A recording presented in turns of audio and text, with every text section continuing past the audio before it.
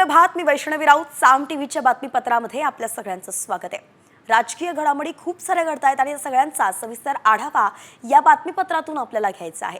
सुरुवात करूया बारामतीमधून, कारण या ठिकाणी पवार कुटुंबासंदर्भात आज एक महत्त्वाची घडामोड घडणार आहे. बारामतीमध्ये आज शरद पवार आणि अजित पवार एकाच मंचावरती येणार आहेत.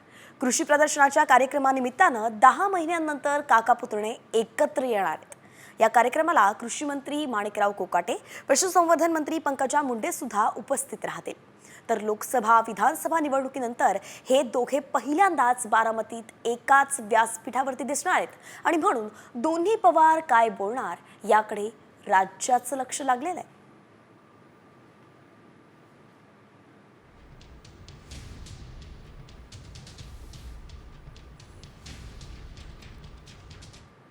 तर या भेटीत नेमकं काय होतं याची सगळी अपडेट आपण घेणार आहोतच. तुर्तास इतरही बातम्या आहेत, त्या सगळ्यांचा वेगवान आढावा न्यूज पॉइंट 20च्या माध्यमातून. वाल्मिक कराडला 7 दिवसांची पोलीस कोठडी सुनावण्यात आलेली आहे. बीड सरपंच हत्या प्रकरणात कराडला 22 जानेवारीपर्यंत कोठडी सुनावण्यात आली आहे. मकोका लावल्यानंतर वाल्मिक कराडला बीड कोर्टात हजर करण्यात आलं. कराडवरती दोन्ही बाजूकडून जोरदार युक्तिवाद करण्यात आला.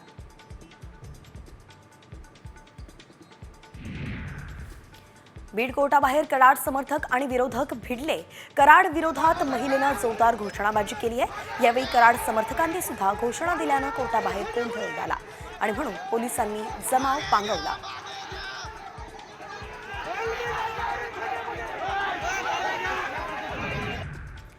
पांगरी गावात वाल्मिक कराडचे समर्थक आक्रमक झाले. कराडच्या समर्थकांकडून अंगावरती डिझेल ओतून घेत आत्मदहनाचा प्रयत्न झाला. तर काही समर्थकांकडून सकाळपासून परळी बीड महामार्गावरती ठिय्या सुंडा काल मांडला गेला होता.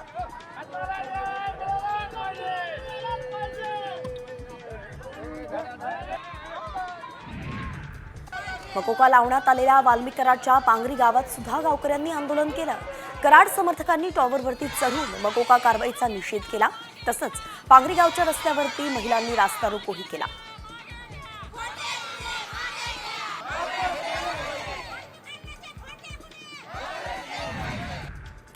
वाल्मिक कराडच्या समर्थनार्थ धर्मापुरी आणि शिरसाळा या गाव सकाळपासूनच बंद ठेवण्यात आले होते. देशमुख यांच्या मारेकऱ्यांना शिक्षा झालीच पाहिजे, मात्र विनाकारण कराड याला गोवलं जात असून हे राजकारण थांबवण्यात यावं अशी मागणी या बंदच्या माध्यमातून केली जाते.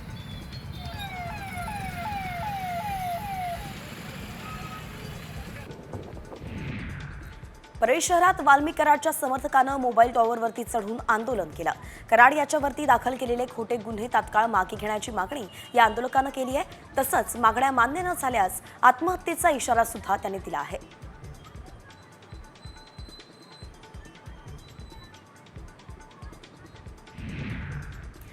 बीडच्या गेवराई तालुक्यात ओबीसी बांधव आक्रमक झाले. ओबीसी बांधवांनी बीड सोलापूर महामार्ग अडवला होता. कराडवरती असलेले गुन्हे तात्काळ मागे घेण्यात यावे अशी मागणी या आंदोलकांनी केली.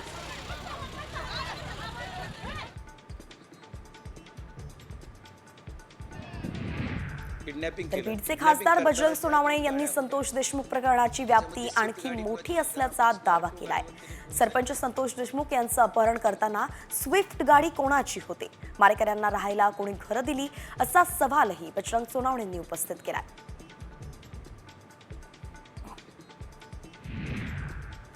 परळी तालुक्यातील कन्हेरवाडी रस्त्यावरती टायर पेटवण्यात आलाय. वाल्मिक कराडच्या समर्थनार्थ कन्हेरवाडी गावाबाहेर टायर जाळत घोषणाबाजी करण्यात आली.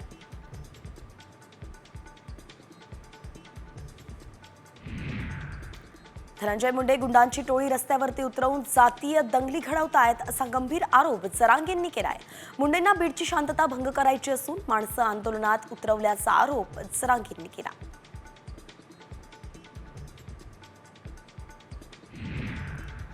पुण्यातील अलका चौकात मराठा कार्यकर्त्यांकडून वाल्मिक कराड आणि धनंजय मुंडे यांच्या विरोधात जोडेमारो आंदोलन करण्यात आलं. वाल्मिक कराड हा गुन्हेगार असून त्याला पाठीशी धनंजय मुंडे घालतायत आणि याचाच आरोप करत कार्यकर्त्यांनी हे आंदोलन केलं.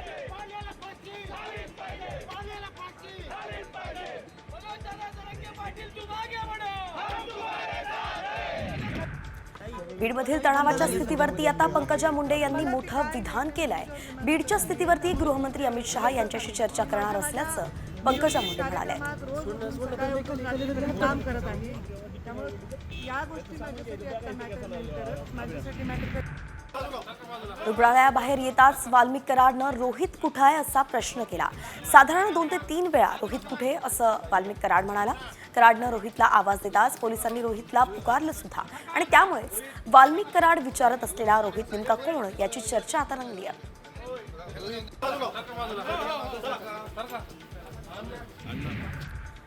वाल्मिक कराडच्या वाईन शॉपला केज नगर पंचायतीनं दिलेलं प्रमाणपत्र रद्द करण्यात आलंय. या वाईन शॉपला बेकायदेशीर प्रमाणपत्र देण्यात आलं होतं असं खासदार बजरंग सोनवणे म्हणाले आहेत.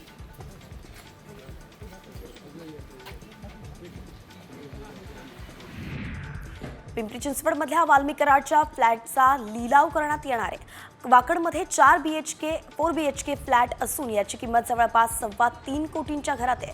मात्र वाल्मिक कराडनं मिळकत कर न भरल्यानं मनपानं घरावरती नोटीस लावली आहे.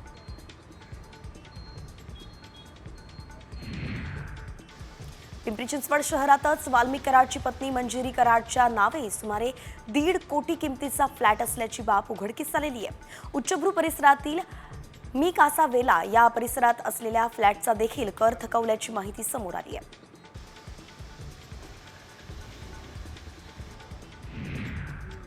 बीड सरपंच संतोष देशमुख यांचे भाऊ धनंजय देशमुख आणि CIDच्या अधिकाऱ्यांमध्ये केज इथल्या शासकीय विश्रामगृहात जवळपास अर्धा तास चर्चा झाली आहे. चर्चेचं कारण अद्याप अस्पष्ट आहे.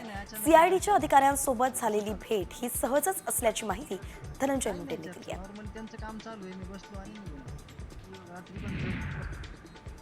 वाल्मिक कराडची बँक खाती सील केली आहेत. मग अजून त्याच्यावरती ईडी कारवाई का झाली नाही? अकाउंटमध्ये किती पैसे ठेवले आहेत? पोलिसांनी मे महिन्यातच तक्रार असताना खंडणीचा गुन्हा का लावला नाही असा सवाल खासदार सुप्रिया सुळेंनी बीड पोलिसांना विचारलाय.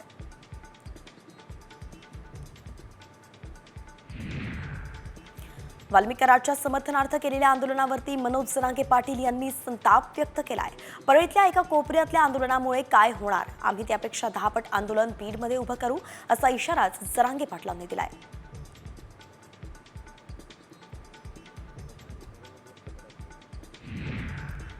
बीड सरपंच हत्या प्रकरणानंतर राष्ट्रवादीची प्रतिमा मलिन होत असताना अजित पवारांनी मोठा निर्णय घेतलाय. अजित पवारांनी संपूर्ण बीड जिल्हा कार्यकारिणीच बरखास्त केली आहे. बीड हा धनंजय मुंडेंचा बालेकिल्ला मानला जातो आणि म्हणून अजित पवारांचा हा निर्णय म्हणजेच धनंजय मुंडेंना मोठा धक्काही मानला जातोय.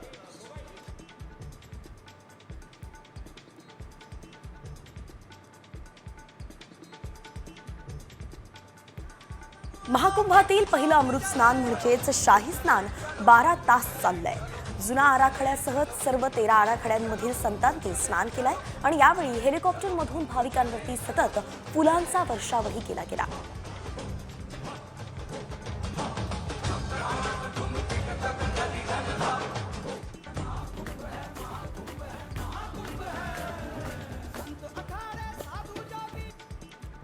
श्रद्धा, धर्म आणि परंपरा यांचा अद्भुत संगम असलेल्या महाकुंभला प्रयागराजच्या संगमावरती सुरुवात झाली आहे. जगातील सर्वात श्रीमंत व्यक्ती बिल गेट्स सुद्धा या महाकुंभसाठी दाखल झाले. और ये आज के हैं यहाँ पे अभी आपको एक चीज आता महाकुंभ केवळ भारतापुरताच मर्यादित राहिलेला नाहीये, तर जागतिक उत्सव बनलाय. महत्त्वाचं म्हणजे पाकिस्तानसह इस्लामिक देश सुद्धा महाकुंभ मेळ्यामध्ये रस घेत असल्याचं दिसतंय. गुगल ट्रेंड्सनुसार महाकुंभ सर्च केलं की या देशांच्या यादीमध्ये पहिलं नाव हे पाकिस्तानचं दिसतं.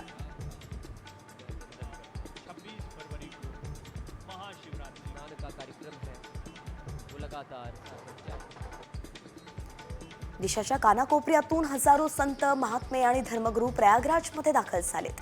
मात्र काटेरी बाबा हे भक्तांमध्ये विशेष आकर्षणाचं केंद्र राहिलेत. हा अनोखा बाबा रस्त्याच्या कडेला काट्याच्या बिछाण्यावरती झोपून भक्तांना दर्शन देतोय आणि कडाक्याच्या थंडीत स्वतःला गोधडी किंवा रजाईनं झाकण्याऐवजी अंगावरती काट्यांचं पांघरून त्यांनी घातलंय.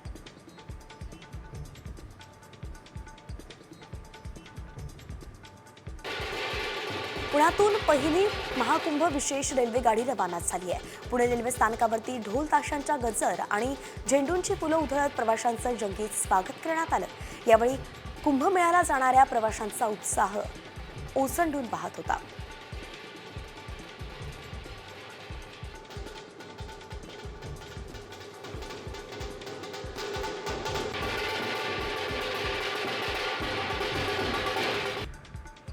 नांदेडच्या हदगाव तालुक्यातील तामसा इथे बार्लिंग महादेवाचं देवस्थान आहे.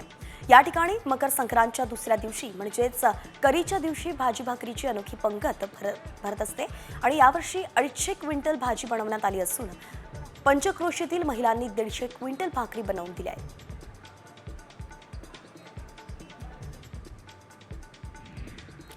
धुळ्यातील पिंपळनेर पानखेडामध्ये 32व्या महासंमेलनाच्या तिसऱ्या दिवशी देशाच्या कानाकोपऱ्यातून आदिवासी बांधव आले.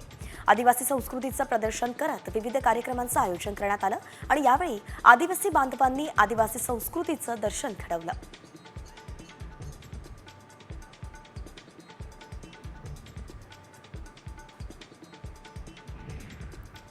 खोट्या दिव्यांग प्रमाणपत्रामुळे पूजा खेडकर अडचणीत आली होती. काल या प्रकरणावरती सुप्रीम कोर्टानं अखेर निकाल दिलाय. सध्या सुप्रीम कोर्टाकडून खेडकरला तात्पुरता दिलासा मिळालाय, तर पुढच्या सुनावणीपर्यंत अटक न करण्याच्या सूचना देण्यात आल्या आहेत.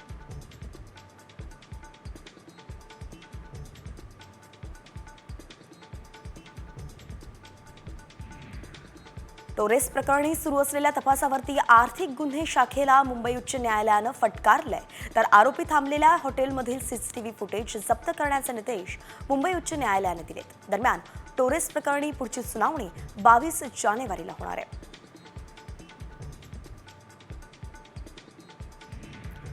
अनधिकृत भोंग्यांवरती कारवाई करा असे निर्देश मुंबई हायकोर्टानं राज्याच्या पोलीस महासंचालकांना दिलेत. राज्यभरात अनेक शहरांमध्ये प्रार्थनास्थळांवरती अनधिकृत भोंगे लावण्यात आले. तसंच राज्याचे गृह सचिव आणि पोलीस महासंचालकांना प्रतिज्ञापत्र सादर करण्याचेही निर्देश आहेत.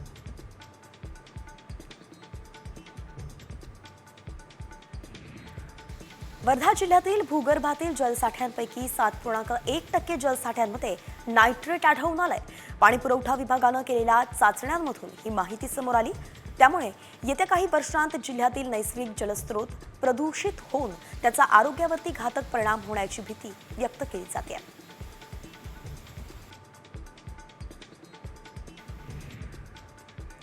मुंबईत 2 लोकल ट्रेन एकाच ट्रॅकवरती समोरासमोर आल्या. दोन्ही लोकल ट्रेन अचानक समोरासमोर आल्याने प्रवाशांमध्ये एकच भीती पसरली. पश्चिम रेल्वेच्या मीरा रोड स्टेशनवरती हा प्रकार घडला. मात्र मोटरमनच्या सतर्कतेमुळे हा मोठा अनर्थ टळला.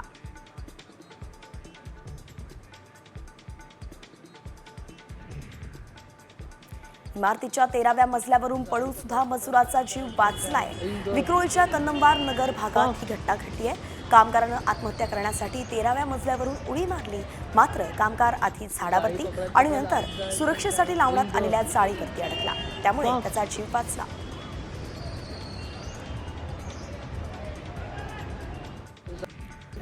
नांदेडमध्ये एका 18 वर्षीय विद्यार्थ्याला मारहाण करणाऱ्या पोलिसाला निलंबित करण्यात आलंय. पोलीस कर्मचाऱ्यानं या विद्यार्थ्याला हॉस्टेल रूममध्ये नेऊन तोंडाला रुमालाचा पोळा कोंबून काठीनं मारहाण केली. नांदेड शहरातील श्रीनगर भागातील एका हॉस्टेलमधला हा प्रकार आहे.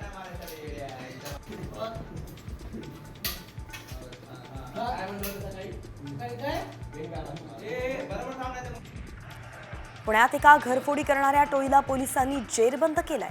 ही टोळी झोमॅटोच्या डिलिव्हरी बॉयचे कपडे घालून रेकी करायची आणि आतापर्यंत या टोळीनं पुण्यातल्या अनेक घरांमधून कोट्यवधींची लूट केली आहे. गणेश कोठवाडे, सुरेश पवार आणि अजय राजपूत अशी या तिन्ही आरोपींची नावं आहेत.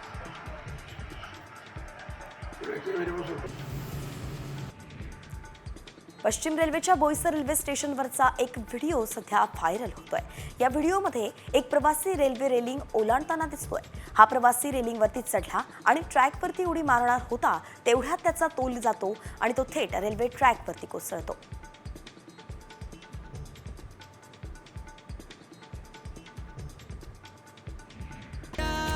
देशाचे राष्ट्रपती आणि पंतप्रधान व्यक्तींच्या बंदोबस्तात कामगिरी करणारा पुणे पोलिसांच्या बॉम्ब शोधक नाशक पथकातील श्वान तेजा निवृत्त झाला. 10 वर्षांच्या सेवेनंतर निवृत्त झालेल्या तेजाला भावपूर्ण वातावरणात नुकताच निरोपही देण्यात आला.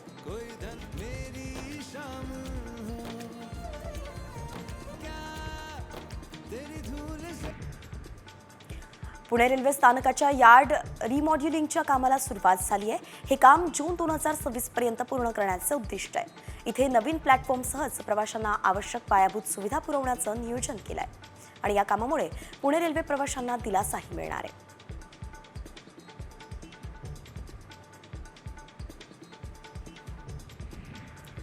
नवी मुंबई शहरात मागील काही दिवसांपासून विकास कामांमुळे धुलीकणांचं प्रमाण मोठ्या प्रमाणात वाढलंय. ठाणे बेलापूर औद्योगिक वसाहतीमध्ये धुलीकणांबरोबरच कारखान्यामधील उग्र वासामुळे श्वास घेण्यास नागरिकांना त्रास होतोय.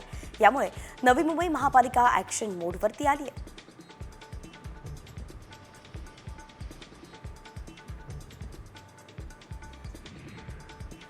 मशीद बंदर इथल्या पी डिमेलो मार्गाला जोडणाऱ्या 154 वर्ष जुन्या कर्नाक पुलाच्या पुनर्बांधणीच्या कामाला आता वेग आलाय. हा पूल आता लवकरच रेल्वे रुळांवरती स्थापित केला जाणार आहे. त्यासाठी मुंबई प्रशासनानं मध्य रेल्वेकडे ब्लॉक घेण्याची विनंती केली आहे. वेळापत्रकानुसार जूनपर्यंत पुलाचं काम हे पूर्ण करण्याचं उद्दिष्ट ठेवलंय.